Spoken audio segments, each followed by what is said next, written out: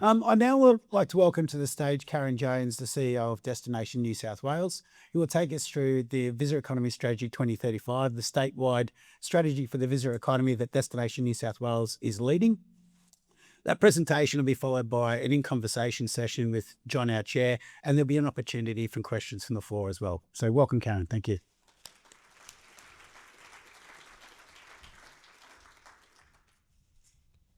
Thank you, Michael, and absolutely no pressure on me this morning to entertain you all and to inform you about the visitor economy and the state of the visitor economy in New South Wales. I will start, of course, by acknowledging country, and I would like to thank Uncle Richard for his beautiful acknowledgement this morning. I too also acknowledge the traditional custodians of the land on which we all gather today, and pay respects to elders past and present. And also just want to say that our Indigenous elders and their elders were the first hosts here in this country. They were the first tour guides, and they are also the first teachers here on this land. And for us, particularly in the tourism and visitor economy industry, it's important that not only do we respect their teachings, but we also take their teachings and their learnings into growing our businesses and our culture going forward. It is an absolute privilege for me to be here today as the CEO of Destination New South Wales to speak to you about the New South Wales visitor economy and, of course, the visitor economy strategy and what it particularly means for the north coast of New South Wales. Let me start. Here we go. Let me start by saying New South Wales, I'm not competitive at all. That'll come out a bit later, I think, in the Q&A. But New South Wales, well, look, we are the #1 destination in Australia. It is a global tourism powerhouse, and Destination New South Wales is the engine room that drives that growth on behalf of the New South Wales government. As the New South Wales Government's lead agency for the visitor economy and Australia's largest tourism state organisation, our role goes beyond promotion. It goes to building and growing the visitor economy through things like bold marketing, strategic aviation partnerships, those world-class events, product development and industry collaboration. Destination New South Wales is transforming how the world sees and experiences New South Wales. Destination New South Wales is leading the delivery of the Visitor Economy Strategy 2035, and the strategy's vision, which you can see there on the screen, is really clear and it's also ambitious. It is to inspire the world with destinations, experiences and events that make visitors stay longer, make them do more, make them spend more, but also makes them return again and again. The strategy is bold, and as Minister Saffin mentioned before, it has a bold target in it, and that's the $91 billion in annual visitor expenditure. To make that happen, we also need to build 40,400 new accommodation rooms. We need to attract more than 8.5 million aviation seats into the state. And we need to create an additional 150,000 new jobs to help service our industry. And we're already on track to deliver that strategy. The interim goal of $71 billion in visitor expenditure, by 2030 is in our sights, and we are hunting it down. This growth is not just coming from Sydney alone, though. And again, a massive shout out to Minister Saffin and her support for regional New South Wales, and also the statistic that you called out, Minister, and that is that regional New South Wales will contribute around 48% to that $91 billion expenditure target. So regional New South Wales does actually play a really critical role in us achieving that ambition. I now go to, here we go. Now, these next couple of slides is where people typically pull their cameras out and start taking photos. So by all means, you are more than welcome to do that in order to capture this data. But to understand what is needed to achieve goals, we do actually need to understand where we currently are. And Tourism Research Australia's latest results confirm New South Wales remains Australia's #1 destination. New South Wales holds the top spot nationally, like I said before, and that's across visitors, nights, and expenditure.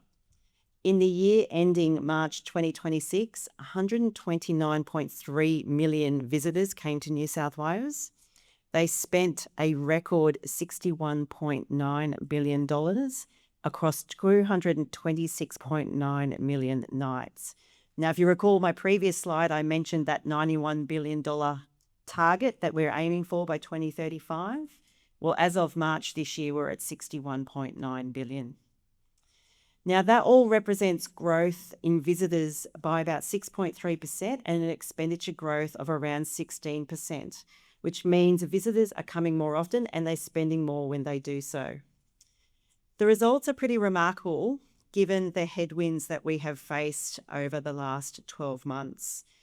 The period included, unfortunately and very sadly, the Bondi terrorist attack.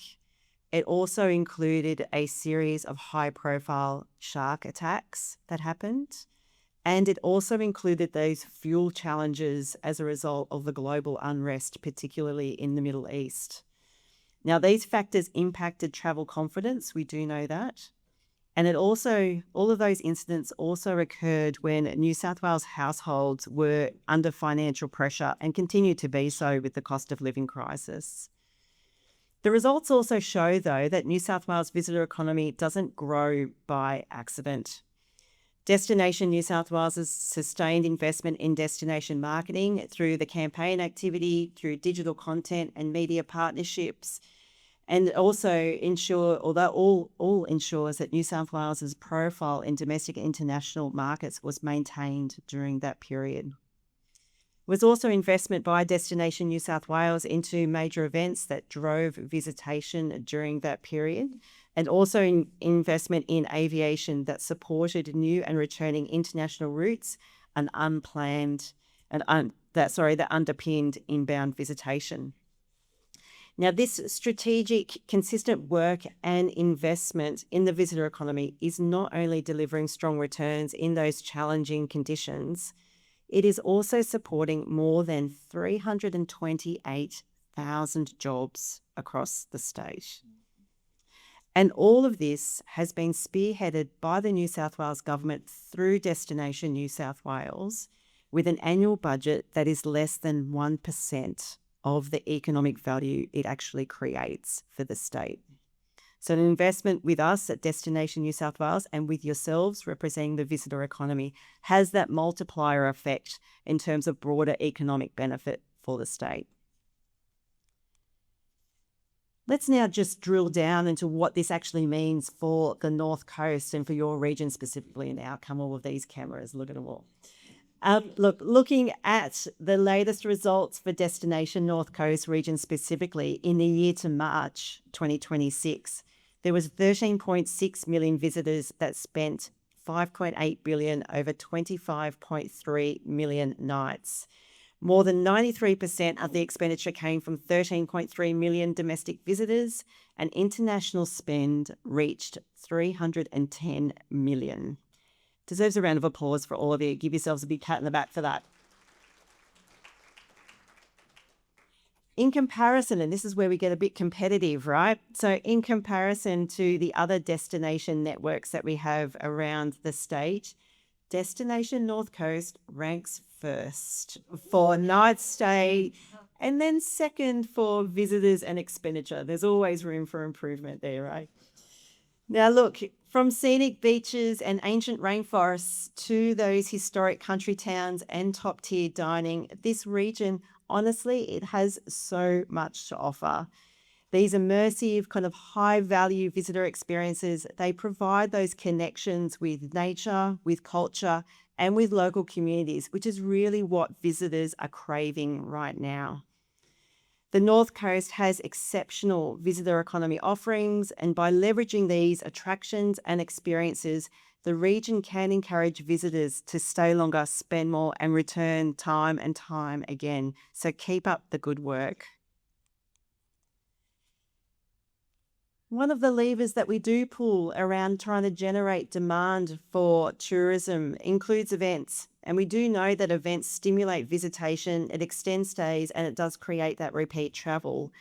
Now, more major cultural events supported by Destination New South Wales during 2026 are actually projected to inject more than $500 million into the state's visitor economy.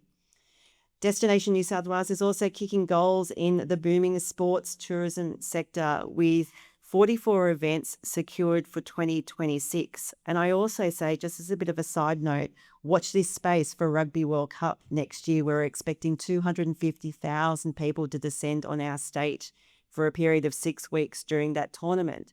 And the challenge here, particularly for regional New South Wales, is how do you get them into your region in between match days?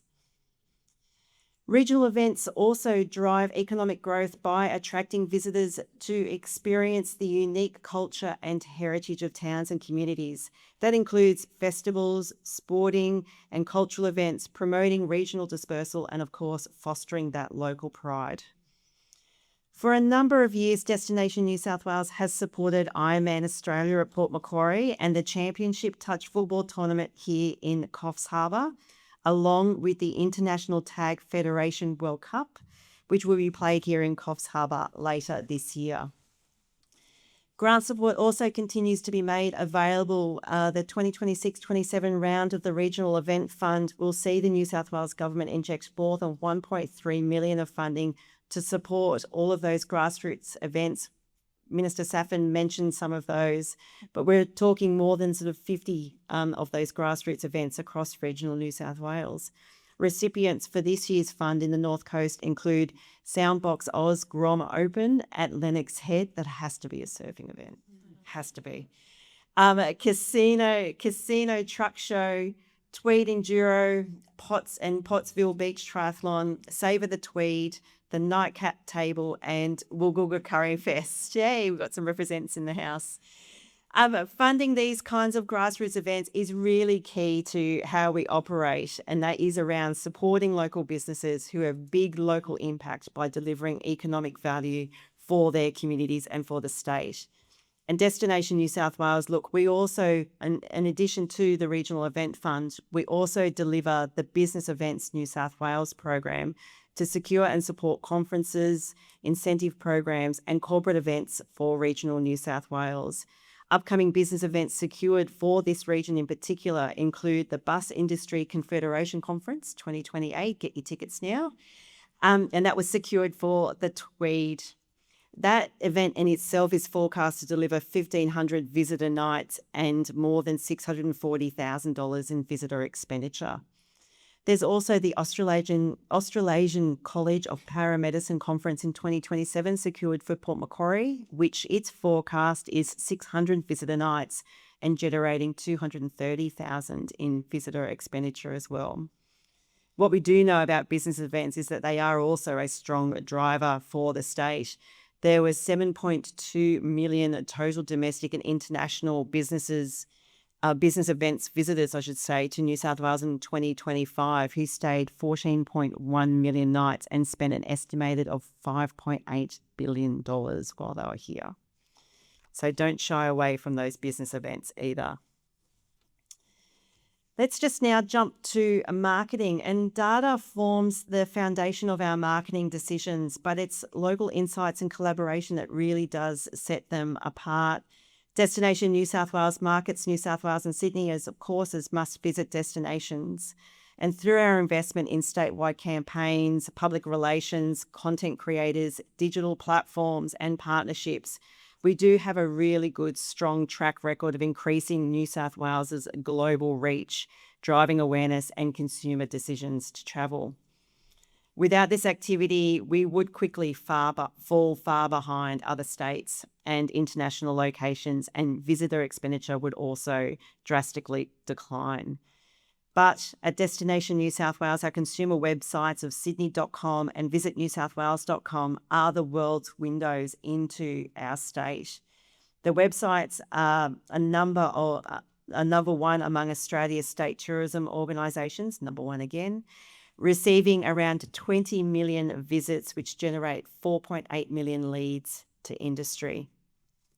Now, we do take a results-driven approach to marketing, ensuring every strategy and campaign delivers a measurable ROI while targeting travellers at each stage of the decision and journey. Our new regional tourism marketing strategy uses data-driven insights and authentic storytelling to connect visitors with those experiences that make New South Wales really unique.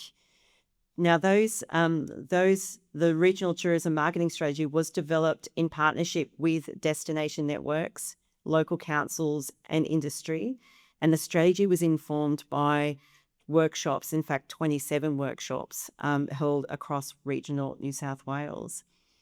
And following an initial television rollout, regional specific activity will extend across digital, social, media, search, PR, influencer engagement, events, and the destination-owned channels, ensuring a sustained year-round visibility for regional destinations. So the North Coast destinations featured in the strategy include Ballina, Barrington Coast, Byron Bay, Coffs Coast, Port Macquarie, and the Tweed. So really good representation. And there's TV ads for Barrington Coast and for Byron Bay. They're already live. And I'm going to share them with you now. Has anyone seen them? Couple of hands. All right, let's see if we can get this working. Oh, do I just hit play? Have you had that fairies and ghost feeling? It feels a little like you're icing by the river. Or a thrilling altitude on it. It's really rusting nature. And finding yourself in it on a search track.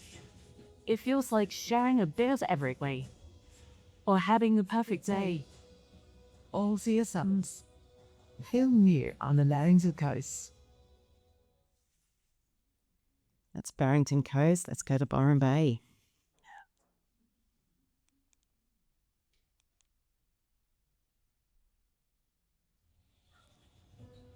Have you had that Byron Bay feeling? It feels a little like breezing straight into town, just in time to catch the perfect wave. You're getting the land up, then letting your head down. It feels like learning ancient knowledge. Biking down by the water, the full sea on voyage. Feeling you in Byron Bay.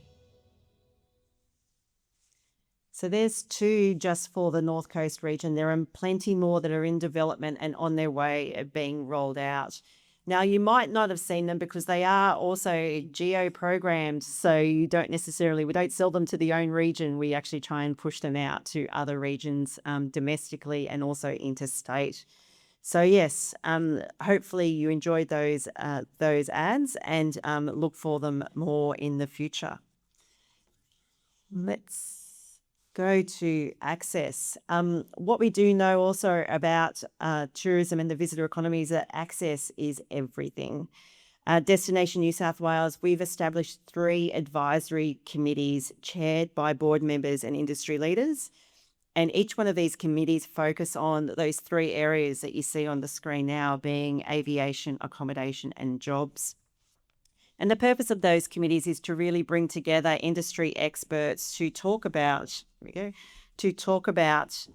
those key areas and how we might actually achieve those targets. I now move on to industry. Okay, is working?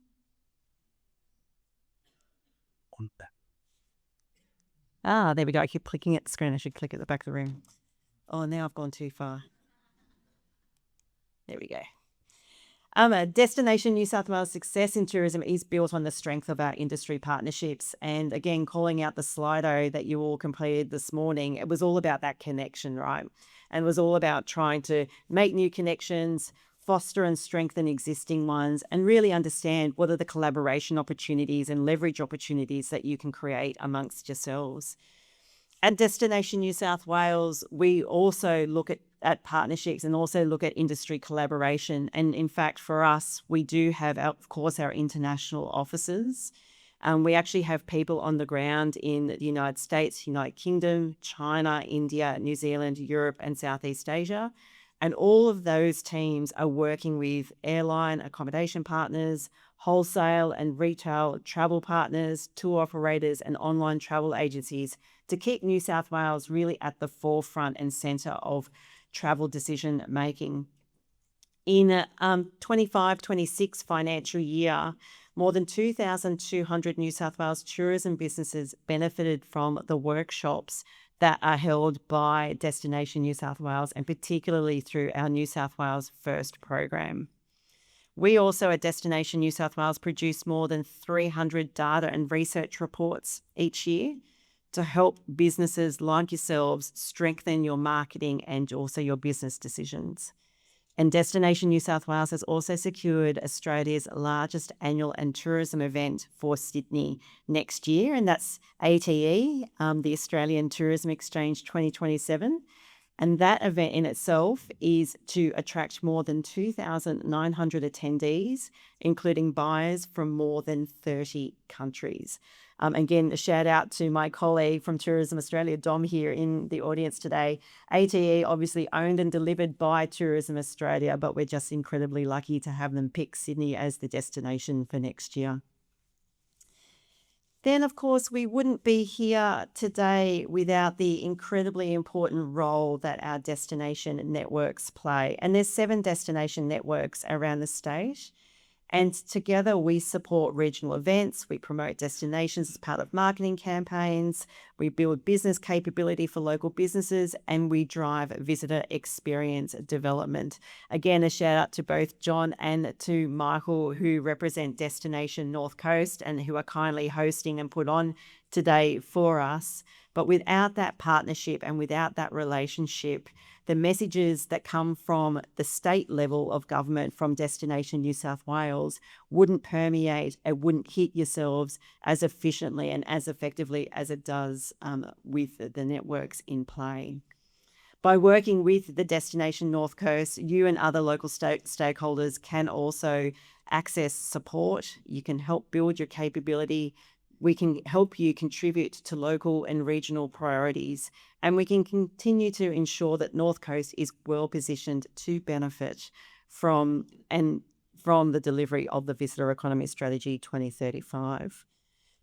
Now, if we go to the final kind of message from myself, and I always like to leave it on this point because the Visitor Economy Strategy and the work of Destination New South Wales, yes, it's lofty. Yes, there's a lot of data and there's a lot of statistics that come out of it. And there's a lot of large actions that we actually take on as an organisation.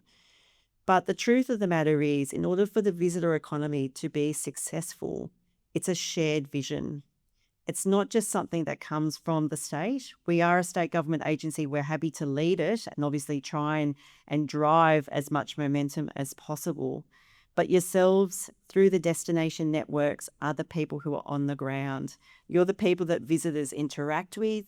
You're the people that people will go home and talk to their friends and family about.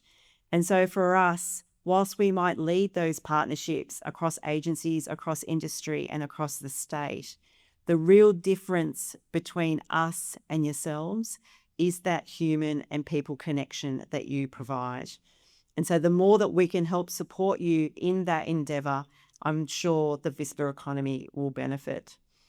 I also do encourage you to build those relationships with Destination North Coast, because they can help you access things like capability building programs, industry training, event development support, tourism data, sustainability initiatives, and also opportunities to participate in broader Destination New South Wales programs like New South Wales First. So I'm going to leave you with that challenge and with that note to say that the visitor economy and its growth to that $91 billion target in visitor expenditure does come from each and every one of us in this room, and it will come from the success of collaboration and partnership opportunities that hopefully will be fostered today. So thank you so much. I do leave with a last little apology, And that is, unfortunately, I'm unable to attend the awards night tonight. I do look forward to seeing any winners then progress through to the New South Wales Tourism Awards later in the year. But just as a quick message from myself, congratulations to all the nominees and all of the winners tonight. And I hope you get a chance to celebrate and savor your success. Thank you. Let's start. I think a lot of people might be surprised. You and I first met in a sporting incarnation, but when we linked in and I look back at your early career, I think people will be quite surprised. Can you just tell us a bit about your journey into your present job and what started and what led you here? Some people are quite surprised about how I actually managed to land at Destination New South Wales. My career is dominated by public service. I started as a town planner back in local council. Put your hand up if you're from local councils. Oh, look at you all. I know your world incredibly well. I spent 16 years in local government as a town planner, predominantly working in development assessment. That then took me into town planning consultancy and took me into the state government, where I led the infrastructure team. And so did major infrastructure projects, including the Woolboobah Pacific Highway upgrade that happened probably about close to 10 years or so ago now. From there, I was offered a role to head up the sport infrastructure division at the Office of Sport. And for those of you that know me more personally, you know that I love my sport and I am incredibly passionate about it. So it's like I was delighted at that point. And I jumped on that role straight away and led the development of the stadiums into things. So the Combank Stadium, Allianz Stadium. They've got tap on the shoulder and become CEO at the Office of Sport. Again, dream job for me in sport. I absolutely loved it. But after about 6 years leaving that organisation, I was up to my third strategic plan, my second women's sports strategy. And I was thinking, I'm either here for the rest of my career or I want to keep on going and challenging myself. And hence why I then jumped and I was offered the role at Destination New South Wales. And love it. I still managed to keep my foot in that sports space with major events in sport. Hence, I've shared up about the Rugby World Cup earlier on. But at the same time, it's a new industry for me. It's fast, it's dynamic, it's really contemporary. But in forums like this, it draws you back into here, and that's all they're one of the key passions I'm on. That's great. And I think when I got my first redundancy in life, someone said, I know your pain, I've walked in your shoes. Well, definitely you know the pain of, having to do things at the grassroots level in local government. And I think that someone said to me once, a great place to visit is an even better place to live. And really what we're doing is shaping destinations, not only for visitors, but really for, as you say, communities and lifestyles, which is pretty amazing. And that sort of leads a little bit to the structure of, these big amorphous things, government departments, what are they? You've done a fairly major reshaping of Destination New South Wales. I think most people in their minds think about Destination New South Wales or equivalent agencies as marketing organisations. And of course, they've got to do that very well. But the real power of an organisation like yours is being able to leverage the full weight of government. And I wonder if you could just talk a little bit about, I guess, that supply side, the non-marketing part of what Destination New South Wales has to do and how you've gone about reshaping the agency in order to try and help people in this room evolve destinations, not just market them. Yeah, absolutely. So with the launch of the strategy, that then really called for a restructure of Destination New South Wales. I'm a firm believer that if you've got a new strategy, then you've actually got to look at the ways that you work and make sure that you've got an organisation that's capable of delivering that. You can't deliver on a new strategy with old ways of working. Like, it just can't happen. And so it was painful, but we went through that restructure, and through that, we have created new teams and we've created new focus so that we're not just seen as that marketing and events agency. We are actually having true impact on, particularly on the supply side around tourism. So you look at things like I mentioned during my presentation about our steering committees of aviation, accommodation and jobs. That's all about trying to create awareness, attract investment into those spaces so that we can start to build that capacity to accommodate that growth. But by accommodating that growth's got to come from somewhere. And that means us also investing into those experiences and product development. So I spoke a bit today about our New South Wales First program, about partnering with entities like yourself in the destination networks, because we really do want to help businesses mature, and we want to help businesses then be successful and expose them to domestic and international markets so that they too have the capacity and capability to attract more people in. And so that's an incredibly important piece of work of the organisation, and one that is often overshadowed by the shiny and glossy of a marketing campaign or events. And I think on that, in our board meeting yesterday, we had Mitch is in the room with us, who's overseeing the regional team, and we're pretty excited. In your org chart, there'll be someone dedicated to jobs. That big jobs target that we looked at, 150,000 from memory. 150,000, yep. There'll be someone dedicated to facilitating the investment in accommodation. Yep. And so, like, if you think about a destination like Coffs Harbour, what does that mean? Well, it means that we need to build, and expand the accommodation offering somewhere like here. And I think there's also, obviously, with aviation, which can really move the dial in a way that nothing else can in terms of getting people into region as well. So there'll be dedicated people doing those Yep. things. And I think that's a really important embodiment, if you like, of the strategy. It's a real example in my mind of really the structure following the strategy. Yeah, absolutely. So you're absolutely right. So we do have those dedicated roles to each one of those remit areas. We've got the advisory committees in play, not highly relevant for this area or this region, but we have also created a Western Sydney team, for instance, to help with the maturity of Western Sydney businesses to help support the international airport that's opening later this year. So we are being very deliberate and intentional around our decisions about how we can lean in as an organisation to help grow the visitor economy so that we do achieve that 91 billion and hopefully even surpass it, right? Like, we are on track to do so. So it's really important that we continue to use as many tools as we can to shift those levers to grow the visitor economy. Yeah, I mean, I suspect that low-cost carriers out of Western Sydney might also bring some more visitation to this part of the world as well. So I think that's got opportunity. But I promised some questions from the floor. So let's maybe just, do we have it would be my mic, okay, we can share. Yeah. Thank you for all your insights. Very interesting. Wendy from Vision Walks in Byron Bay. I'm just curious what Destination New South Wales are doing about sustainable tourism, and given the impact on carbon emissions that tourism has, and what support you're giving to sustainable tourism businesses, but also what education you're helping businesses that aren't necessarily sustainable become more sustainable.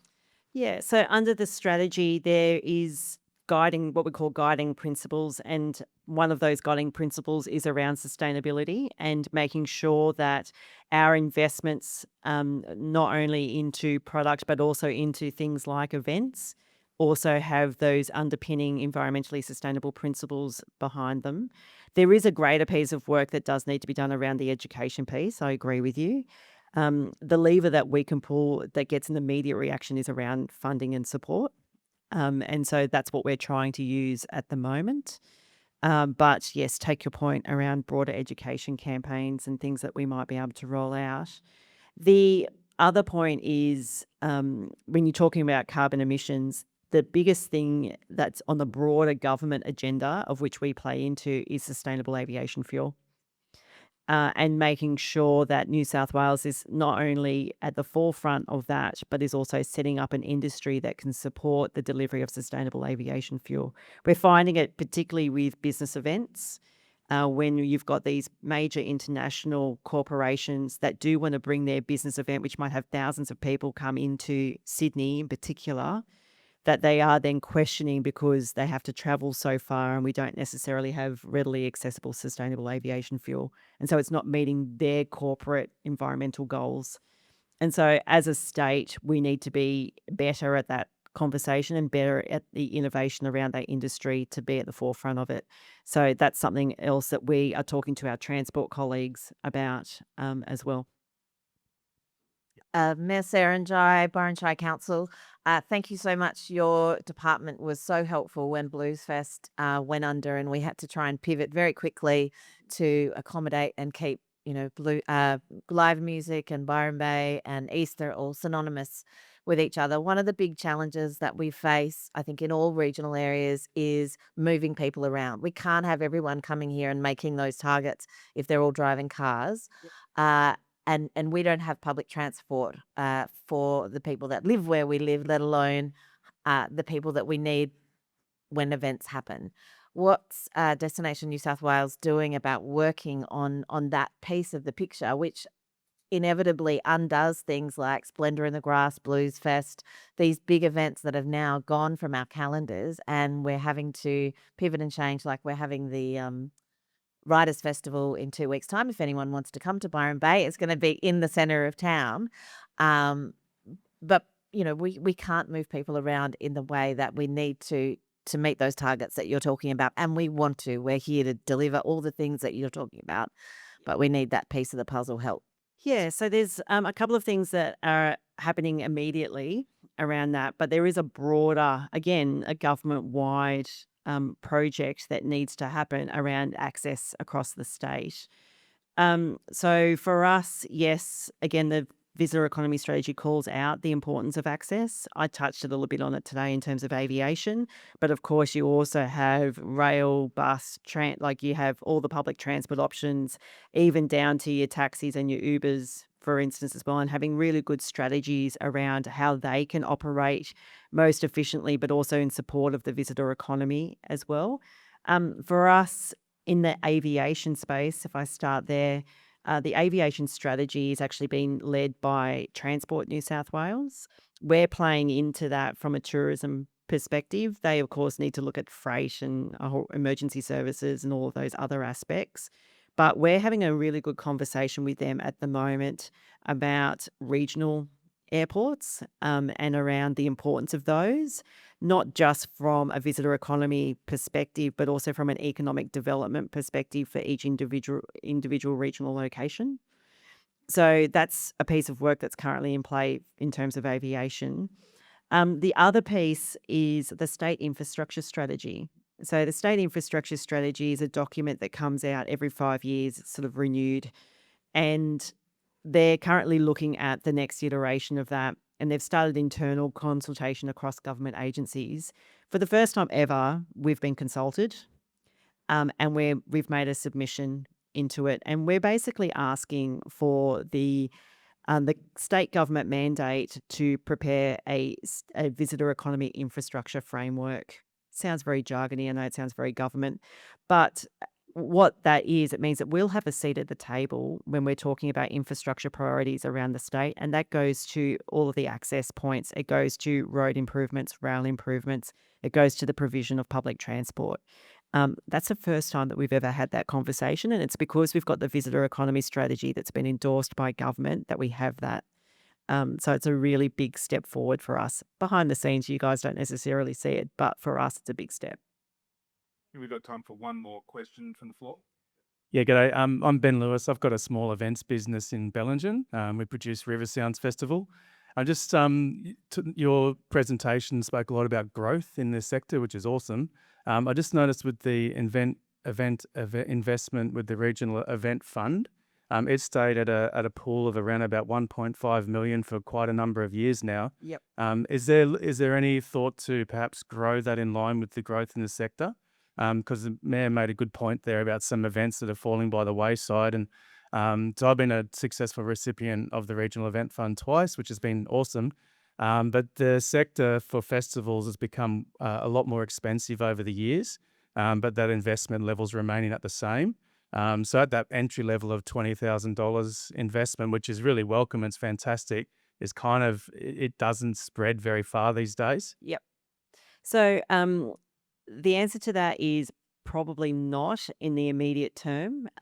Government, I think it's very well published around the government's economic position right now. In fact, Destination New South Wales, whilst I might be up here talking about all of the things that the strategy is going to do, and I do wholeheartedly believe that we will do those, we did actually have our budget cut this year. And that's simply a reflection of the broader economic position. So with a budget cut to our organisation, we've managed to keep the regional event fund at that level without reducing it proportionately to our cut. So that's kind of a win, although it might not be felt like for yourselves. What we are also looking at doing over the course of the next year or two is revisiting the regional event fund and how we can actually make it better. How can we improve its impact? So be really keen to engage with yourselves and other people who might be beneficiaries on that. But unfortunately, I don't think it's going to increase in the immediate term, but it doesn't mean that when economic conditions change and we're on the up cycle as opposed to the down cycle, that we can't have that conversation. But the fact that we've kept it speaks to the fact that we see it as important. Thanks, Karen, and appreciate the frankness too. I think it's better to understand those constraints than have a fudged answer. And I think it sort of speaks to some extent to the need for innovation. And we're all in our businesses trying to work out how do we make what we do go a bit further in the current climate. And when you start to think about the marketing side of things, the way in which that landscape has changed from the days where you would, roadblock a television network and have cinema and radio and print ads, that just doesn't happen anymore. So the last thing I'd like to sort of end on is just getting a bit of an understanding for people in the room as to how they can engage with the marketing activity operators at a practical level going forward as well. I wonder if you might just be able to address that a little bit. Yeah, I'm going to steal a line from Tourism Australia, and a shout out to Dom again. And that is, in this day and age, we need to be better at not just marketing to people, but marketing to machines. And the best way that you can have a part of that through Destination New South Wales is your ATDW listing. So if you are on ATDW, then I would encourage you to go in there again and make sure that you are optimized and everything is up to date. If you are not on ATDW or you don't know what ATDW is, then have a conversation with myself, with Mitch, with John, with Michael. It's incredibly important. And that's because this new day and age around that digital space and social media and AI, it's important that you have that digital presence so that when somebody is in ChatGPT typing, I want to go to the North Coast for a week, plan me an itinerary, that your offering is part of that mix and gets picked up by that tool. So yeah, that's my main message around marketing. Of course, we will continue with all of our existing channels, but you'll find us at Destination New South Wales do a really strong pivot into that space over the course of the next sort of year or so. Yeah, thanks, Karen. And by the way, I think the opportunity for cross-pollination here through the networking is really significant. I had a brief chat over a coffee with Wendy from Vision Walks this morning, and she's been using a tool called Zeely, which is an AI assisted content creation tool. And she's got this koala that now speaks to her ecotourism opportunities, and it's a viral marketing implementation. And it's really, so I think I would really encourage everyone to talk to each other about that. But Karen's fundamental point, really in the age of machines, we've got to, understand and use data and AI as part of our marketing quiver. But look, with that, Karen, it's been, hopefully you'll be around for a little bit longer. I know you can't stay for the full day, but it's good to personalize, to really understand the people and the structure. So we appreciate your candor and your thoughtfulness, and hopefully everyone's got a bit more of a insight also into your background and understand that you do get local communities. And we look forward to working with the organisation as a conduit across all the levers of government going forward. So thank you very much, and please join me in thanking Karen for her time. Thanks, everyone.